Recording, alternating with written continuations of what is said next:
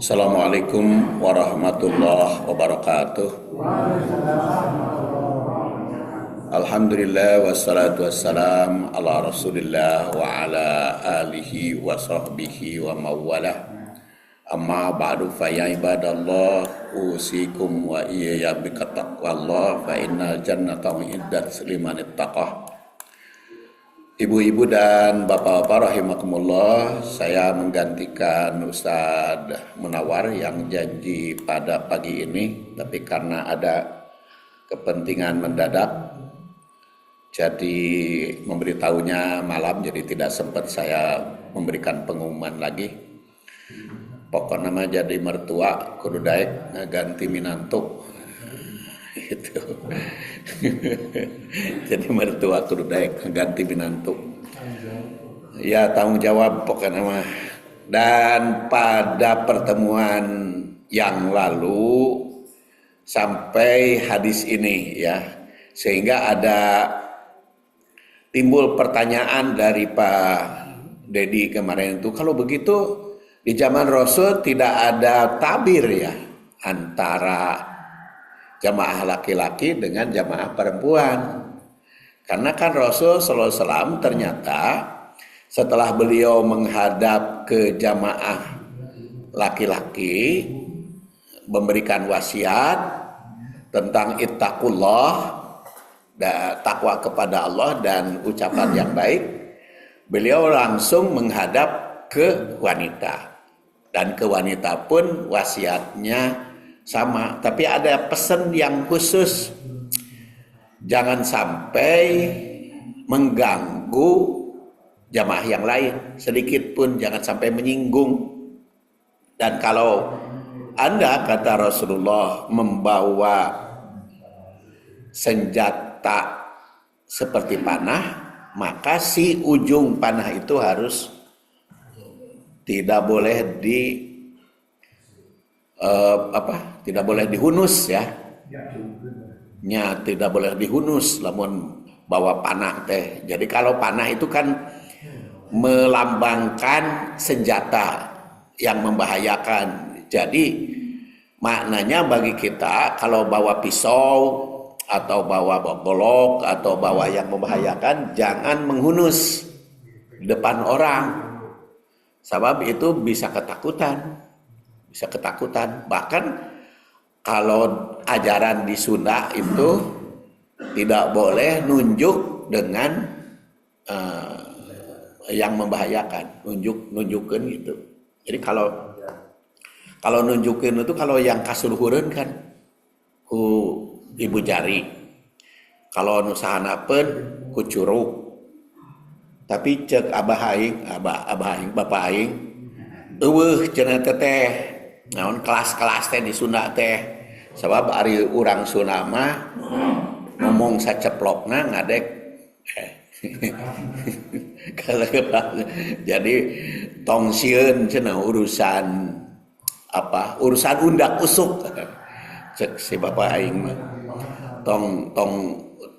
tong aya urusan undak usuk. Tapi kalau undak usuknya tidak dipakai, itu bisa salah tafsir.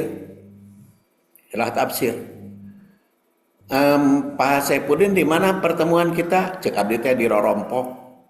Ada yang bingung di Rorompok teh. Imah saha cenah Rorompok teh? Pan cek abdi ke Rorompok. Apa arti Rorompok? Rorompok mah rumah saya. Ya kalau nyebut bumi, baru bumi batur. Di bumi, ya, mun urang ngobrol teh. Di mana? Di bumi berarti rumah Anda. Tapi kalau di Rorompok berarti rumah saya. Gitu dalam bahasa Sunda mah unak usuk. Lamun eta unak usukna dihilangkeun kumaha? Jadi kan bingung. Jadi mun kasuluhureun orang tua mangga geura tuang. Lamun ka sasama urang dahar nah sesama mun kumaha parantos doang abdi atos neda nah gitu. Jadi abdi mah tos neda, jadi berarti sudah makan saya. Kalau sudah tuang berarti Anda. Itu undak usuk. Jadi lamun teu dihormati undak usuk jadi kacau nanti eta ka bapak aing permasalahan ya. Jadi itu teh masuk kepada kaulan sadida. Jadi ucapan-ucapan yang tepat ngararapkeunnya. Dan itu di dalam bahasa Sunda memang ada undak usuk, tapi kalau bahasa Arab mah cuman kum dengan anta. Jadi kalau kepada orang yang dihormati atau ingin menghormat itu dengan domir jamak. Seperti kita berbicara dengan paduduaan, tapi kita nyebut antum. Antum itu menghormat, tidak anta. Dan itu termasuk kaulan yang tepat, kaulan yang dinasihatkan, diamanatkan oleh Rasul. Itu kaitan dengan apa yang saya sampaikan pada pertemuan yang lalu supaya sambung menyambung. Tadinya sih saya punya ambisi buku ini tamat Desember, tapi kayaknya mau tamat. Supaya apa? Supaya tahun 2026 kita bahas buku baru. Tapi jika nama tamat ya. Dan hadis berikutnya masih tanasub hadis dengan hadis dari Abu Hurairah yang wafat tahun 57 Hijriah. Ini Abu Hurairah mah tidak perlu diperkenalkan, sudah tahu semua, sering disebut. Yang masuk Islamnya 3 tahun sebelum Rasul wafat, tetapi jadi sekretaris pribadi Rasul sehingga banyak hadis yang diriwayatkan. Itu Abu Hurairah itu adalah rawi hadis yang paling banyak di dunia. Jadi tidak ada rawi hadis sahabat yang paling banyak meriwayatkan hadis kecuali Abu Hurairah. Jadi walaupun hidupnya 3 tahun, tetapi karena mendampinginya intensif ya babarengan, jadi banyak meriwayatkan hadis dari Rasul. Apakah langsung dari Rasul dia dengar sendiri atau menerima dari hadis yang lain? Kata Abu Hurairah, qala Rasulullah sallallahu alaihi wasallam, ini saya kutip di dalam kajian hadis ini, nyebut hadisnya itu rawi sahabi saja. Rawi sahabi adalah periwayat sahabat. Qala Rasulullah sallallahu alaihi wasallam, man kana yu'minu billah wal yaumil akhir fala yu'di jarahu wa man kana yu'minu billah wal yaumil akhir fal yukrim dhaifahu wa man kana yu'minu billah wal yaumil akhir fal yaqul khairan aw liyasmut. Jadi barang siapa qala Rasulullah SAW, Rasul bersabda, man kana barang siapa yu'minu beriman billahi wa yaumil akhir fala yu'di jarahu, jangan menyakiti tetangga. Ini dikaitkan antara iman kepada Allah dengan jangan menyakiti tetangga.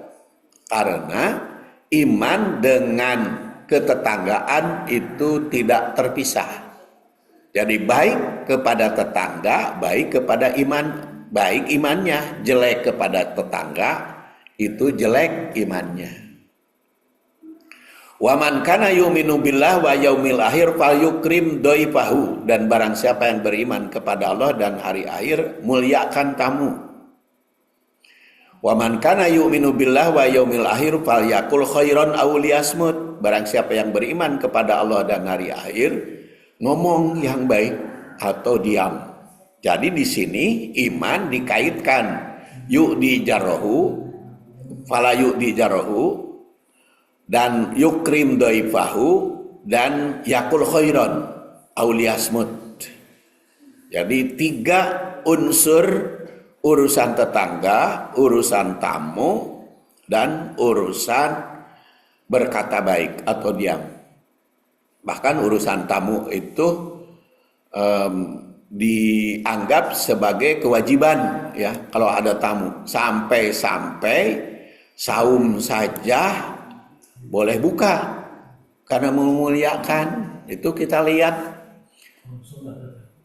Ya saum sunat tentu saja. Saum sunat yaitu peristiwa Salman Al-Farisi dengan Abu Darda. Tos didongengkeun kan? Eta mah. Ya, Salman Al-Farisi dengan Abu Darda. Karena Salman dipersaudarakan dengan Abu Darda,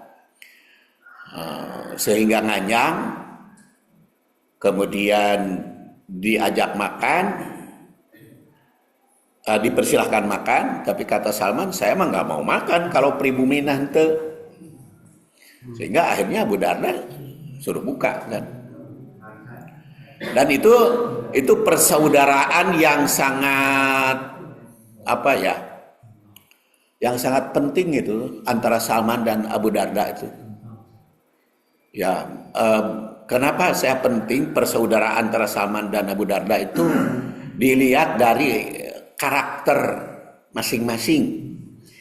Kalau Pak Ginanjar kemarin berbicara tentang perang Khandaq, itu kan hasil analisis Salman Al-Farisi. Al-Farisi bukan orang Paris Perancis, bukan. Paris itu Parsi, jadi orang Iran ya. Dia itu orang Iran yang asalnya Zoroaster, terus cari kebenaran, masuk Nasrani, kemudian geus masuk Nasrani, cari kebenaran lain sehingga masuk Islam.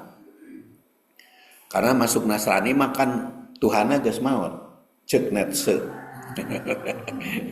Kan Tuhan sudah mati katanya, cek netse.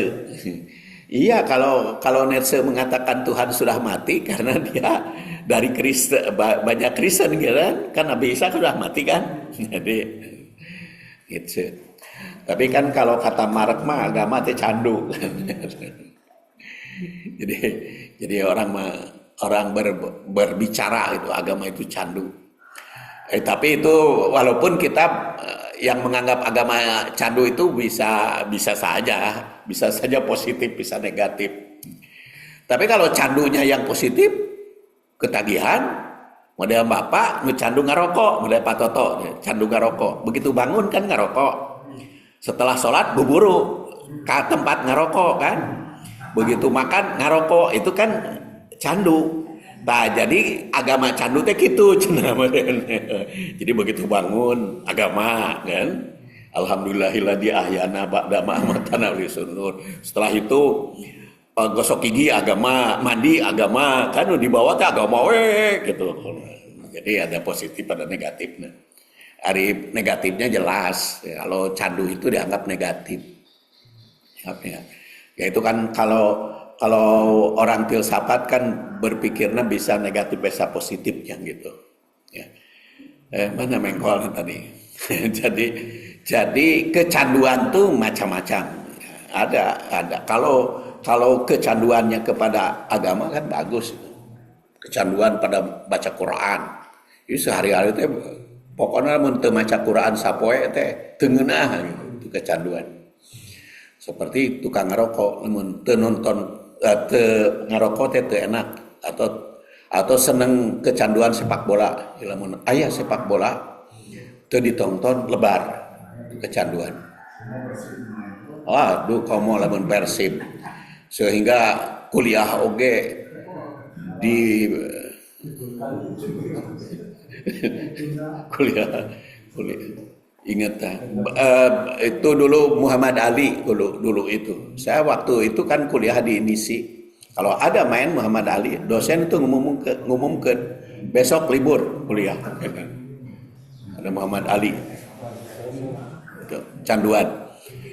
Kembali kepada yang tadi tadi teh cantamat eta persaudaraan antara Salman Al-Farisi dengan Abu Darda.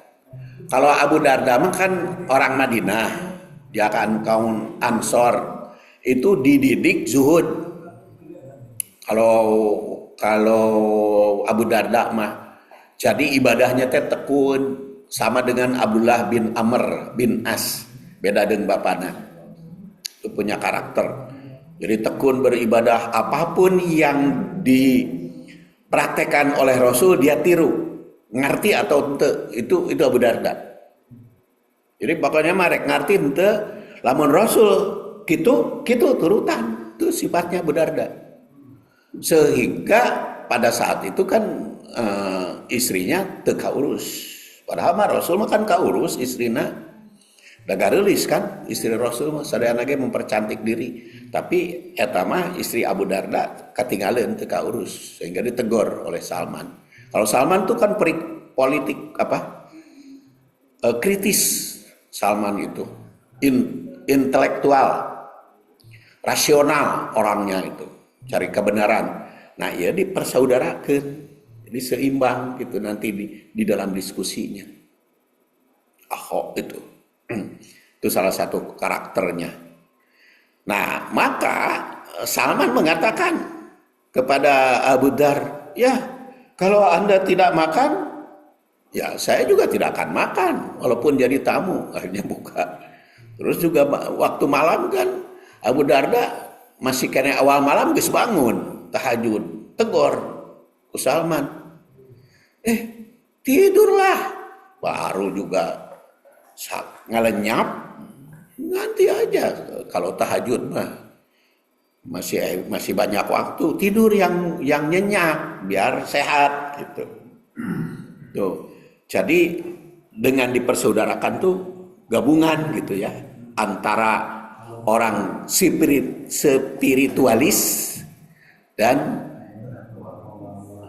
rasionalis, rasionalis dan spiritualis.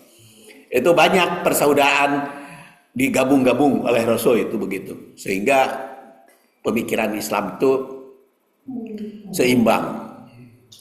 Nah, kemudian kembali kepada hadis tadi, iman, lisan, dan etika bertetangga di sini digabung.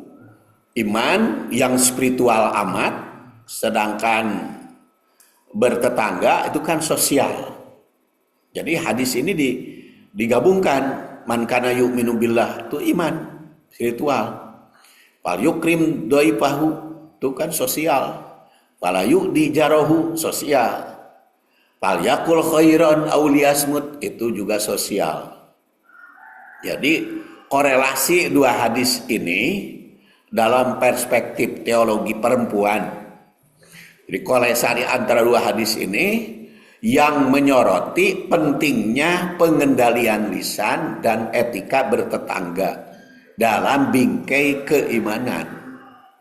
Jadi kenapa kita baik kepada tetangga? Kenapa kita berucap yang baik? Puguh entep serehna kata orang Sunda. Itu karena keimanan.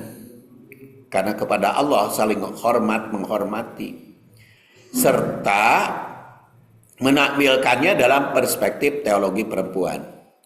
Hadis pertama mengaitkan iman dengan etika sosial berupa tidak menyakiti tetangga, memuliakan tamu, dan menjaga lisan.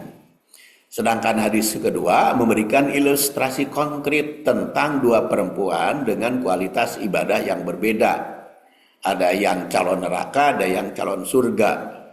Nah, kajian ini menegaskan bahwa spiritualitas Islam tidak hanya berbasis ritual, tetapi sangat bergantung pada akhlak sosial yang memberikan ruang kesetaraan spiritual bagi perempuan.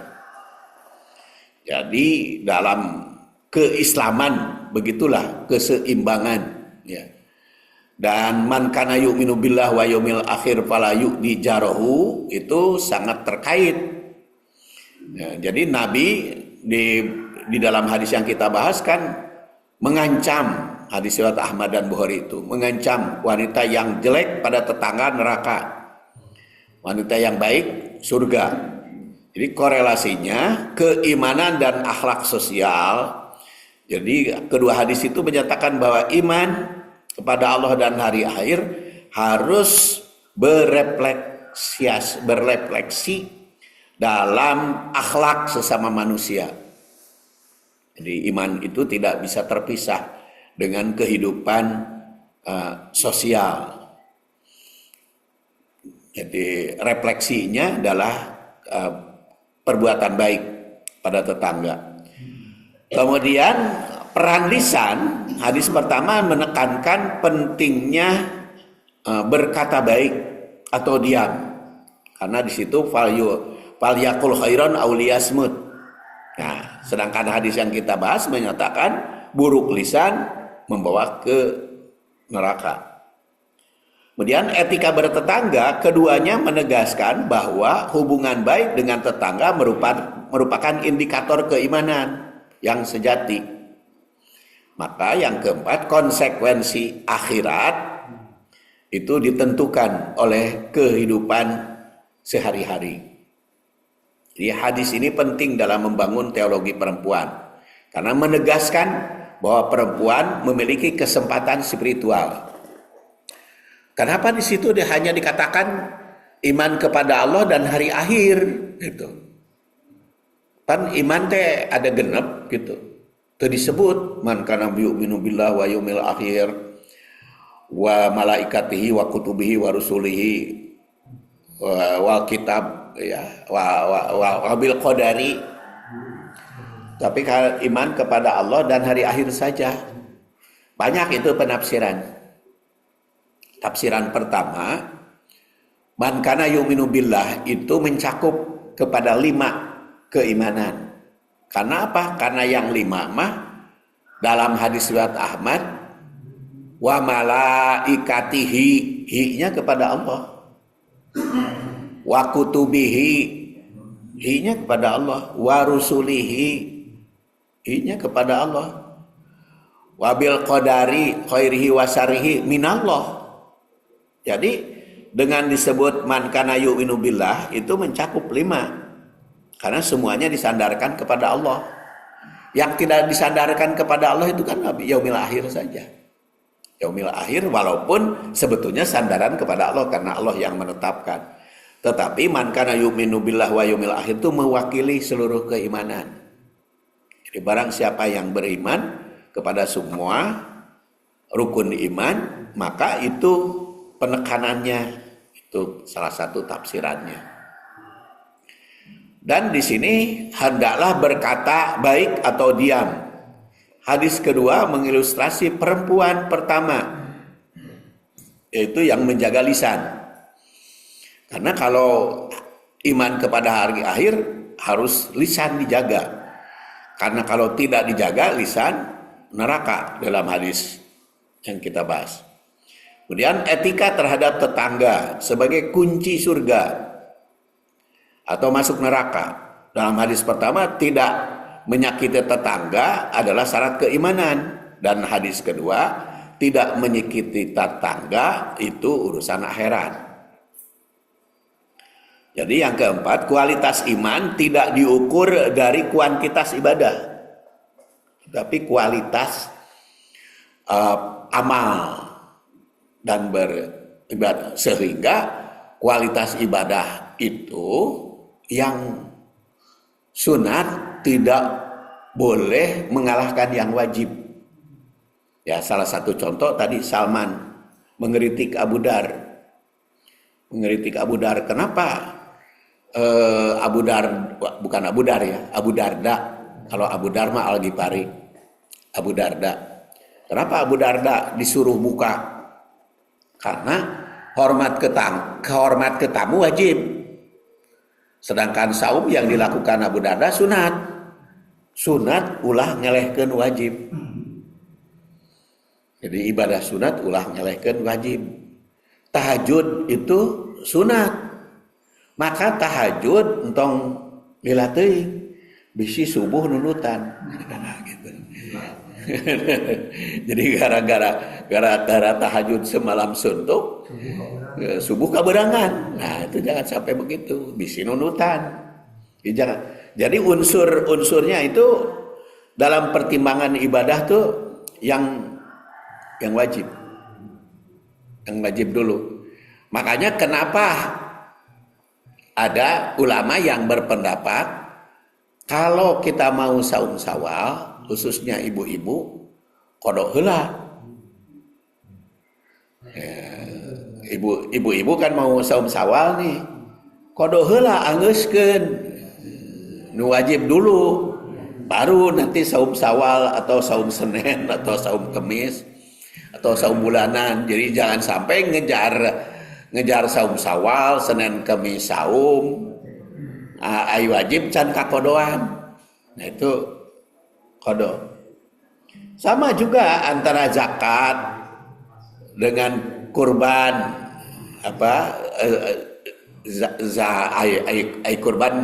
kurban mau wajib ya bagi yang mampu. Jadi sama antara kurban dengan zakat. Kenapa antara kurban tadi dengan bayar utang?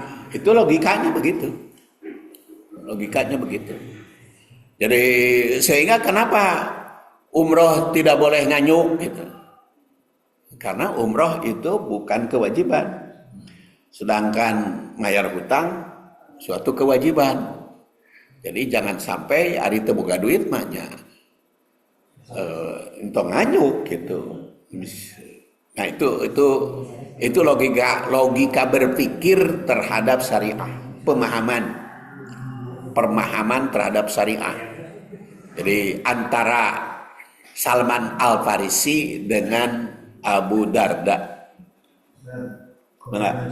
Menjaga lisan itu yang dimaksud ucapan yang keluar dari mulut kita saja atau termasuk tulisan misalkan gitu. Karena medsos banyak tuh. Iya. Apakah itu termasuk tulisan di sini? Kalau menurut saya tulisan itu masuk lisan kan. Jadi bagian. Jadi kalau tadi fal yakul khairon auliyasmut, maka ucapanlah baik atau diam. Saya yakin tuh sama dengan sekarang mengucapkan lewat tulisan, lewat medsos, lewat medsos. Dan apalagi kalau ucapan lisan makan sepintas. Tapi kalau medsos kan abadi. Makanya kalau para sea ulah make medsos. Iya, itu jadi data kan? Jadi itu jadi data nanti urusannya. Kalau ucapan kan terdengar, kalau tidak ada CCTV, kalau tidak ada ngarekam kan bisa dibantah. Tapi kalau itu kan bagaimana bisa ngabantahna? Apa dihapus ID itu nah, provider kan masih ada. Jadi makanya lamun sakumaha amek oge dalam medsos itu harus hati-hati ucapan itu. Karena itu bisa jadi data. Jadi nyarekan dan di medsos itu kan antara lentong itu kan nggak bisa dibedakan. Lentong itu apa? Dialek ya. Lagamnya ya. Itu bisa salah kan? Karena salah. Koma titip, koma juga bisa beda gitu. Makna. Nah, saya yakin itu Pak masuk itu di tulisan di medsos. Kemudian jadi kualitas iman ya diukur oleh bukan kuantitas ibadah tapi juga kualitas sosial. Jadi kalau kita lihat dalam tabel ini, jadi aspek iman, hadis pertama, iman diukur dari perilaku sosial. Karena di situ tetangga, tamu, dan jaga lisan. Kemudian di hadis kedua yang kita bahas, iman tidak cukup dari ibadah formal. Perilaku sosial jadi penentu surga dan neraka. Kemudian aspek lisan, diperintah untuk berkata baik atau diam dalam hadis yang kita ini. Contoh, nyatanya perempuan menyakiti melakui tetangga itu ancam neraka. Kemudian aspek tetangga tidak boleh disakiti jika benar-benar beriman. Dan di dalam hadis ini perempuan yang menyakiti tetangga meskipun rajin beribadah ya tetap neraka. Maka konsekuensinya siapa yang beriman harus bertindak sesuai. Kemudian surga dan neraka ditentukan oleh tindakan sosial. Jadi dalam perspektif perempuan, Kedua hadis ini sangat relevan untuk membentuk kerangka teologi sosial feminis karena mengangkat nilai perempuan bukan dari banyaknya ibadah formal tetapi dari akhlak dan kepedulian sosial, mempromosikan nilai-nilai keadilan ilahi bahwa siapapun termasuk perempuan memiliki kesempatan spiritual yang tinggi melalui amal sosial yang nyata dan etis, bukan semata-mata ritual. Sekarang hadis berikutnya. Ini Ibnu Umar ya. Kalau Ibnu Umar ini putra Abdullah bin Umar. Dan ini Ibnu juga berbeda itu karakternya. Kalau Umar bin Khattab kan orangnya itu tegas, keras, kritis.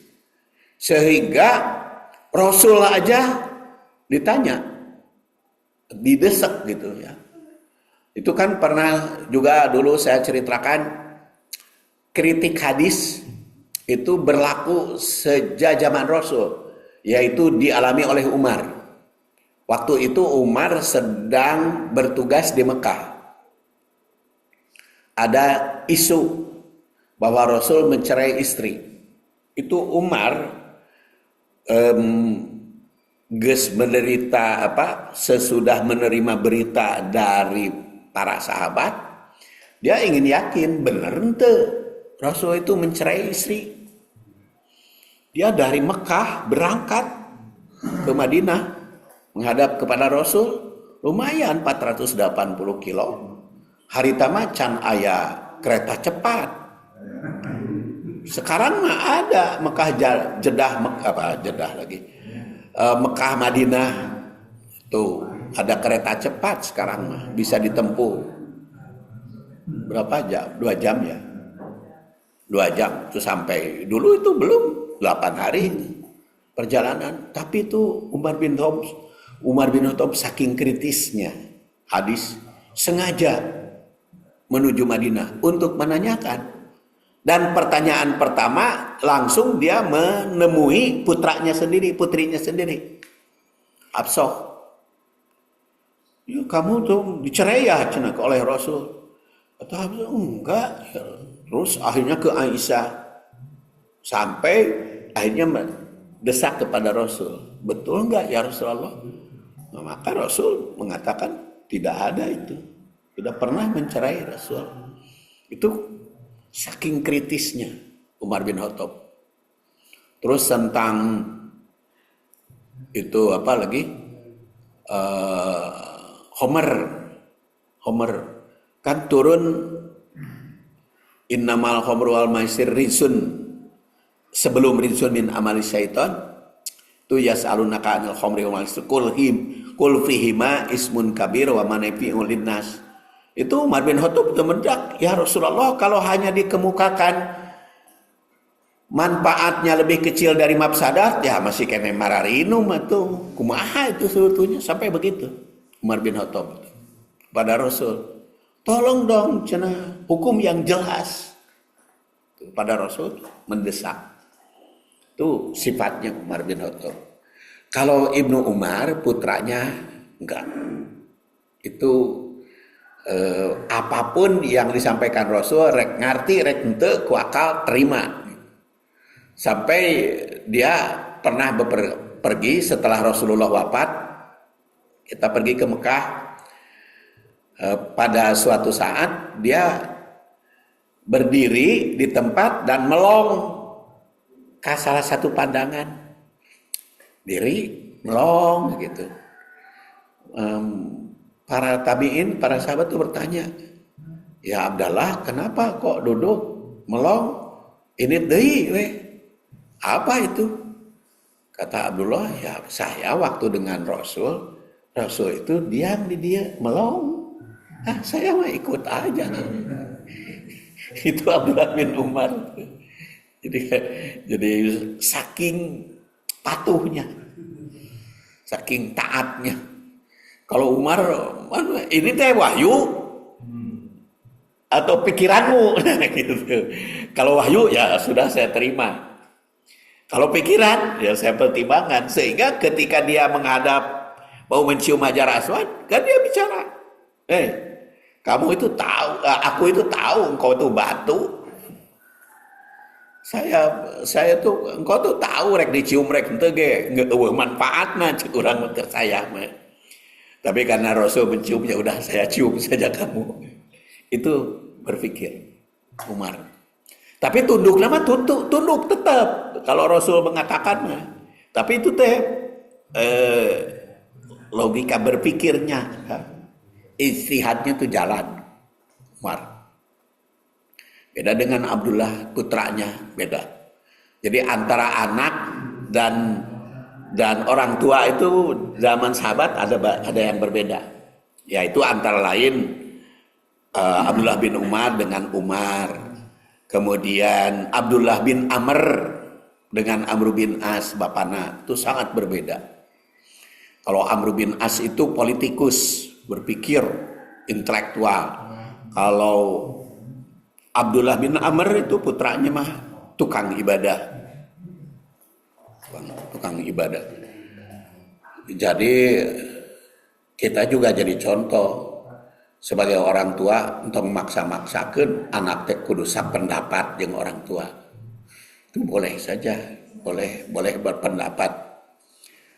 Ahad kemarin itu istri saya kan dengan anak saya yang kedua ke undangan. Kalau saya teu ka undangan. Jadi kebetulan ada anak saya si bungsu dengan istrinya ke rumah.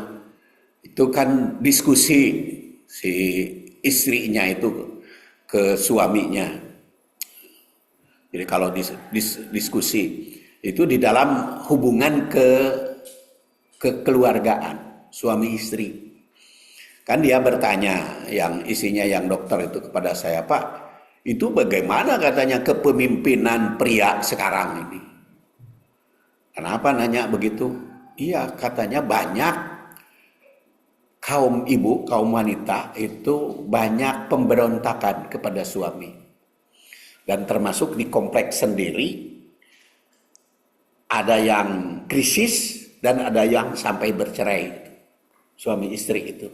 Karena perbedaan pandangan, perbedaan pendapat antara suami istri. Ini krisis sekarang, kepemimpinan di dalam rumah tangga. Kepemimpinan di dalam rumah tangga. Matak paingan paradang teu kawin-kawin. Atau Pak Heri. karena kepemimpinan di dalam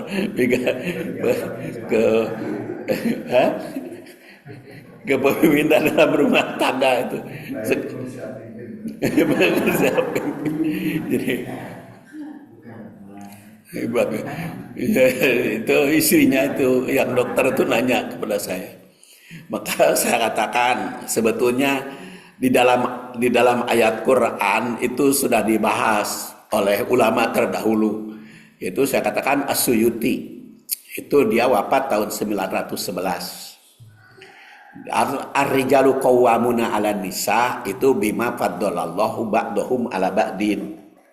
Jadi kepemimpinan pria kepada wanita itu bima faddalallahu ba'dahum 'ala ba'din. Karena Allah telah mengunggulkan dan ba'dahumnya itu bukan dikatakan oleh Allah itu karena laki-laki di atas perempuan. Kalimatnya tidak begitu. Ba'dahum 'ala ba'din. Sebagian di atas yang lain. Jadi saya bilang kepemimpinan itu berlaku sesuai dengan kelebihan masing-masing. Itu karena itu bi sababiyah bima faddalallahu ba'dahum 'ala ba'din. Nah, maka saya katakan seperti kalian. Ini kalau urusan kesehatan maka suami Irsad itu harus tunduk, saya bilang, ke istri. Karena istrimu dokter. Jadi kalau urusan kesehatan, tunduk itu ke istri. Jadi kalau kata dokter, kata istrinya, minum obat ini, ya minum, tunduk si suami itu kepada istri, saya bilang. Tapi kalau urusan teknologi, karena dia kan dosen teknik fisika, Kalau urusan teknologi, urusan baterai, sekarang kan lagi bikin lithium itu di beberapa tempat kan. Jadi nanti mobil listrik atau motor listrik ya, charger atau beca listrik itu ngecasnya itu bisa di mana saja. Nah, dia ITB itu sedang bikin. Tuh antara lain ya anak saya itu yang jadi itunya. Yang presentasi di depan para menteri itunya apa gagasan-gagasannya. Nah, saya bilang Anda juga seorang dokter, kalau urusan teknik, urusan baterai ya pimpin suami. Nah, itu saya bilang bima faddalallahu ba'dahum ala ba'din. Jadi antara ibu dengan bapak, suami dengan istri itu di situ harus mengakui saya punya kelebihan di bidang ini, maka saya memimpin di bidang itu. Tapi lemah di bidang yang lain, ya tunduk kepada istrinya. Itu salah satu bima faddalallahu ba'dahum ala ba'din. Walaupun setelah itu ketika mau pulang si istrinya, Pak minta itu katanya dibahas, dikirim tugas perkembangan manusia. Jadi orang dokter, tugas perkembangan manusia sejak manusia sebelum lahir sampai usia 90 tahun. Dikirim ke abdinya, tugas perkembangan manusia berdasar ayat Quran, dikirim ke jamaah muhajirin, lupa abdi Kari Karadityo. Kan akhirnya kan begitu pulang mereka, saya nggak garap itu. Jadi disusunlah tugas perkembangan manusia sejak sebelum lahir sampai usia 90 tahun. Berdasar ayat Quran dan hadis. Itu sudah saya urutkan itu. Jika lamun jadi buku mah bisa tebal itu. Dan saya tawarkan, coba soroti dari sudut kedokteran, saya bilang, dan soroti dari sudut keperawatan. Jadi kita akan luas gitu, membahas ayat dan hadis itu. Itu salah satu contoh ya, kepemimpinan itu jadi bukan ayatnya ya, bukan ayatnya yang dikritik, bukan, tapi makna dari ayat itu, makna dari hadis itu yang kita kritik.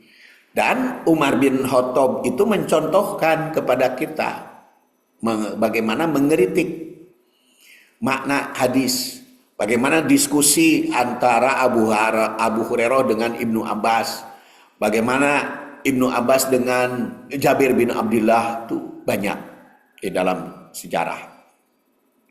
Ya seperti saya katakan pada waktu yang lalu, jadi kalau kita mengkaji hadis itu banyak belajar sejarahnya. Jadi tidak lepas dari sejarah. Itu sejarah Rasul dan sejarah para sahabat. Nah, kembali kepada hadis ini dari Ibnu Umar. Kata Ibnu Umar, Rasul bersabda, "Mazala Jibril yusini biljar hatta donantu annahu sayuwarrisuhu." Jibril itu teureun-eureun mewasiatkan kepadaku, kata Rasul, urusan tetangga, sehingga waktu itu aku menyangka jika nama bisa saling mewarisi. Jadi saking pentingnya hubungan dengan tetangga. Jadi kedua hadis ini menegaskan, dan mazala Jibril yusini biljar hatta donantu annahu suwarisuhu, terus menerus berwasiat. Jadi ini berkaitan dengan hadis yang kita kaji, yaitu tentang pulanah tadi. Kenapa sampai diwasiatkan sedemikian kuat? Pertama, aspek tema utama tetangga, besarnya perhatian Islam terhadap hak tetangga di dalam hadis ini, dan dampak buruk dampak buruk menyakiti tetangga kalau ibadah rajin. Kemudian pesan moralnya menunjukkan betapa pentingnya hak-hak tetangga hingga nyaris disejajarkan dengan ahli waris. Dan menyakiti tetangga dapat menghambat ibadah ritual. Kemudian prinsip akhlak sosial itu membangun kesadaran sosial dan tanggung jawab terhadap sekitar. Dan di dalam hadis yang kita bahas menegaskan bahwa akhlak sosial lebih berat. Batan individual ritual. Nilai ajaran Islam, hak tetangga adalah bagian dari iman. Dan surga ditentukan oleh tetangga. Kemudian hadis berikutnya kita larikan.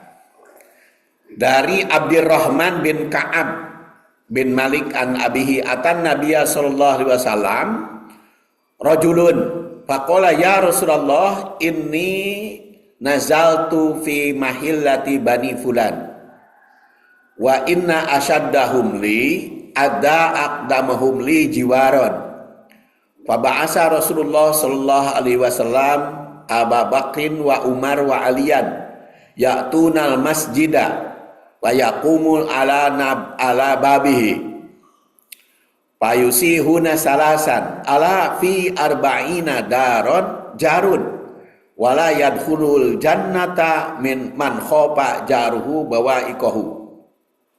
Dari Abdullah bin Malak bin Ka'ab, ayahnya ia berkata, seorang laki-laki datang kepada Nabi berkata, wahai Rasul, aku tinggal di suatu perkampungan, pemukiman, Bani Fulan. Jadi kalau di Madinah, kampung itu suka bani-bani. Jadi karena satu keluarga itu biasanya membuat kampung, membuat lokasi. Jadi bani, ada Bani Amir, Bani Fulan, Bani Anu. Jadi lamun Pak Saifuddin punya rumah ngebangun, jadi Bani Saifuddin gitu. Ya, kalau di Bandung mah kan enggak, itu mah tergantung kepada developer ya. Riung Bandung, ada Cipaganti, ada Manjahlega. Jadi ada Margahayu Raya, itu tergantung developer. Kalau di Madinah itu sampai sekarang juga bani-bani kampung. Dan aku bertempat tinggal di komplek atau Bani Anu. Sesungguhnya orang yang paling banyak menyakitiku adalah tetanggaku. Tuh di Bani Anu mah paling banyak tetangga teh yang menyakitiku. Yang paling pertama tinggal di sana, paling lama atau tertua. Maka Rasulullah SAW mengutus Abu Bakar, Umar, dan Ali untuk pergi ke masjid dan berdiri di pintunya. Mereka pun berseru 3 kali. Ketahuilah, sesungguhnya 40 rumah itu adalah tetangga. 40 rumah. Iya, 40 itu bisa sekitar kan? 40 itu bisa sekitar. Jadi bukan kali itu 40, kali 40 ke sana 40, bukan begitu kan? Lamun kali itu 40, kali 40, kali itu 40, kali itu 40 mah atau jadi 160. Nah, jadi kalau begitu mah 40 teh sekitar bisa 10 ya. Itu tetangga. Masuk jar tetangga. Dan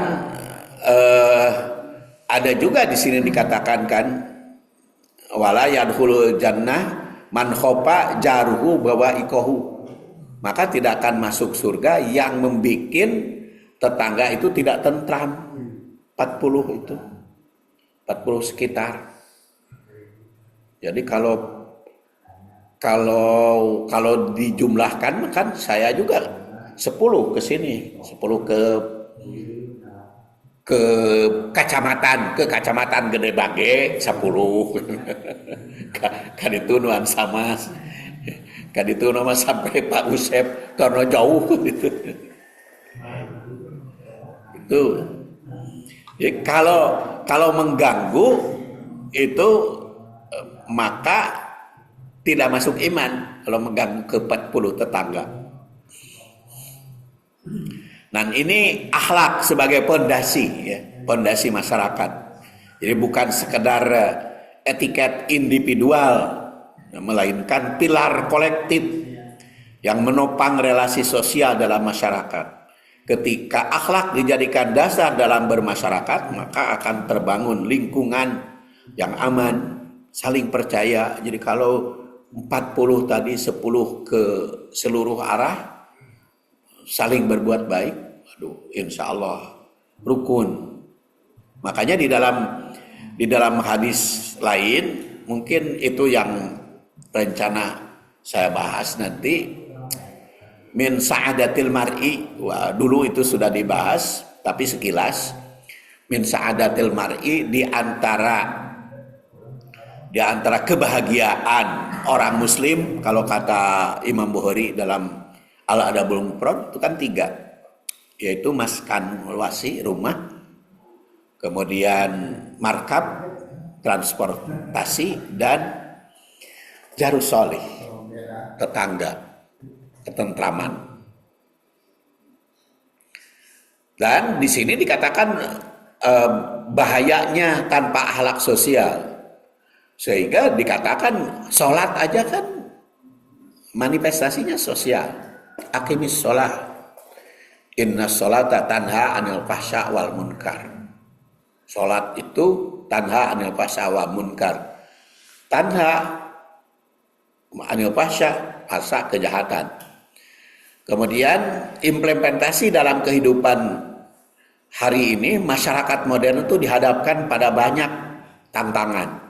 Ada individualisme, ada polisi informasi, ada krisis empati. Karena itu membangun masyarakat madani berbasis pada akhlak. Ini dikatakan. Dan kaitan dengan hadis yang kita bahas di sini, Islam menetapkan bahwa hak tetangga itu sangat luas karena mencakup 40. Kemudian menyakiti tetangga adalah dosa besar, bahkan bisa menghalangi seorang masuk surga. 3, tanggung jawab sosial menjadi bagian dari keimanan dan keselamatan. Nah, hadis riwayat ini, seorang wanita yang rajin tadi, maka diancam karena kurang baik ke tetangga, maka ibadah ritual itu tidak ada nilainya bila diarangi dengan akhlak buruk.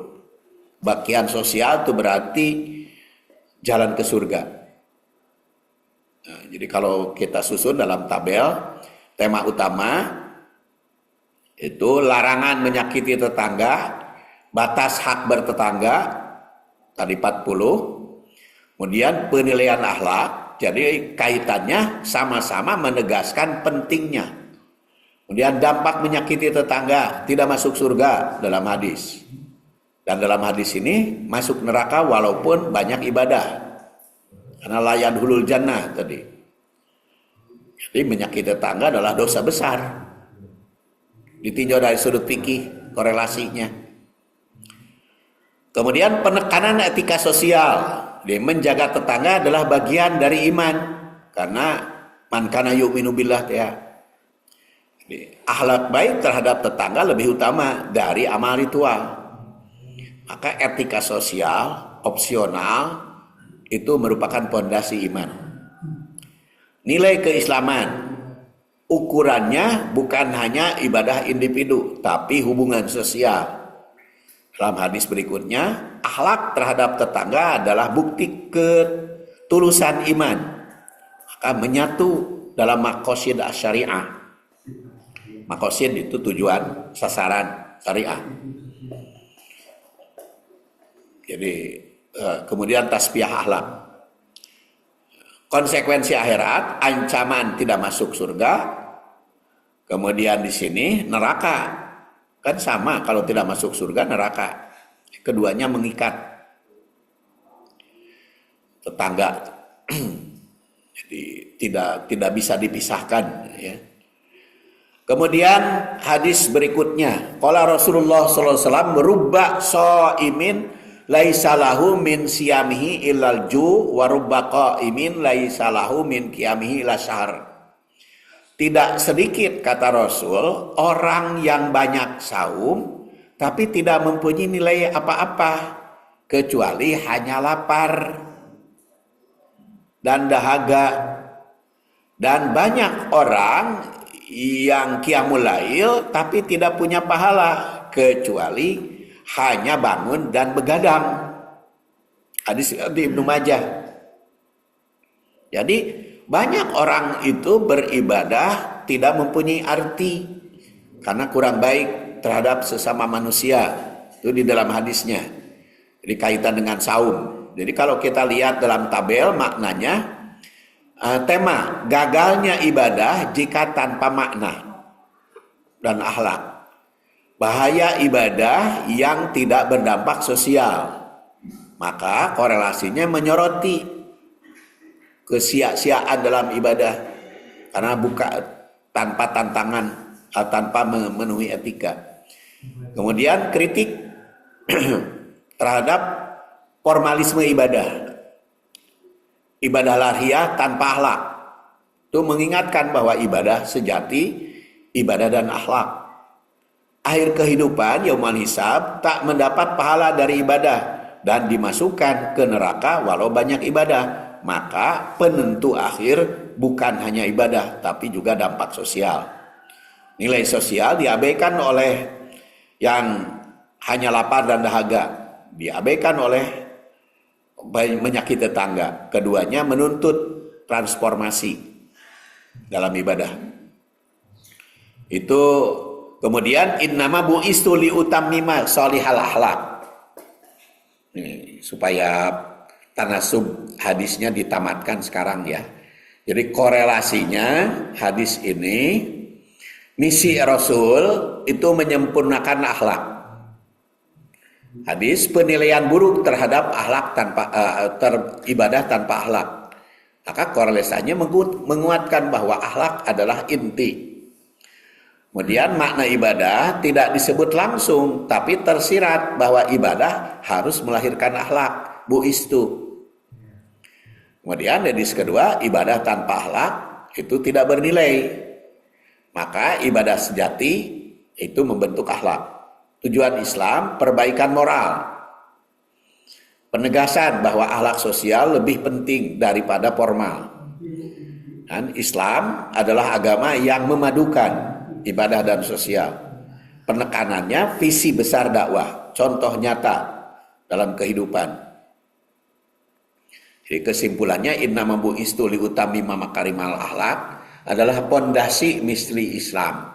Sedangkan hadis tentang wanita yang menyakiti tetangga adalah implementasi praktis dari misi tersebut. Keduanya menegaskan bahwa ibadah benar harus melahirkan akhlak yang banyak. Nah, mangga. Di sana yang mobil kita lihat wanitanya, apakah itu hanya melambangkan saja bahwa pengertiannya wanita dan yang lain? Ya. Pak tahu. Ya, memang benar yang kita kaji memang hadisnya tentang wanita. Jadi tentang wanita yang tentu saja kalau berbicara wanita hubungannya dengan sosial kan sama pria juga di penekanannya. Kenapa di sini dikaitkan hadis ini menyoroti ke wanita? Ya sesuai dengan judul kajian hadis. Karena yang dikhawatirkan terjadi bias gitu. Iya, iya, ya karena seperti tadi saya katakan memang judul buku yang kita bahas memang perempuan dalam timbangan syariah. Tapi bukan berarti pria ditinggalkan karena tadi juga kaitan karena hadis-hadis man kana yu'minu billah wa yaumil akhir fal yukrim dhaifahu fal yu'di jarahu itu kan hu-nya laki-laki. Iya. laki-laki dan perempuan. Jadi umum sifatnya, hanya keterkaitan bahasan aja, korelasinya dengan hadis tentang perempuan. Karena kalimat di dalam hadis yang kita kaji itu pulanah itu perempuan. Bukan berarti laki-laki tidak terlibat, ya otomatis. Karena laki-laki juga, man kana yu'minu billahi wa yaumil akhir. Itu ada lagi? Cekap. Insya Allah nanti bagian ke-7 Sabtu pertama kita akhiri, karena memang sudah masuk kepada Isra. Udah masuk ke Isra? Iya. Udah lewat tema 39. Kita akhiri dengan ucapan doa subhanakallahumma wa bihamdik asyhadu an la ilaha illa anta astaghfiruka wa atubu ilaik. Pokoknya minggu depan ya tah bagian tarikh hadis insyaallah.